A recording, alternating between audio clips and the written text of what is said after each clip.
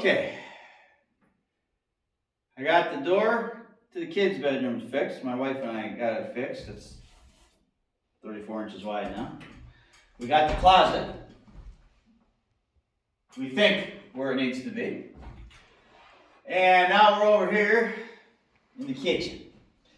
So, a couple things here. Number one, this wall was supposed to be 9 feet from where my wife is standing, which is the outside wall. It was supposed to be 9 feet to the inside.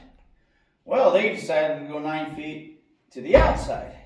So, I can only surmise, A, it was late Friday, B, early Monday morning, or C, no, I speak no English, and you don't know what a 9 means. So, that being said, this wall is too far into the bedroom, and it's 3.5 inches too far in the bedroom. That don't seem like a big deal, but we were supposed to start at 9 feet.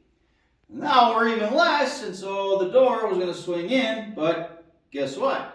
Hits a bed. Can't swing in anymore. So, over here, we're going to put in a pocket door. Go ahead and show them that pocket door, honey. Now, I've never done a pocket door before, so this ought to be interesting.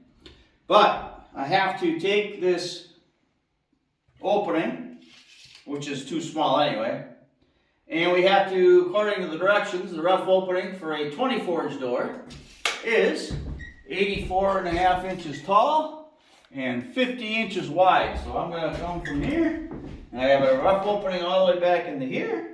But I'm going to move it over a little bit because I want 25.5 on this side and I want 25.5 on this side, which will account for the 24-inch boxes and overhang for the countertop. That's what's going on in this little area. First time to tackle it. We'll see how it goes. We'll see how it goes. Let's just leave it at that.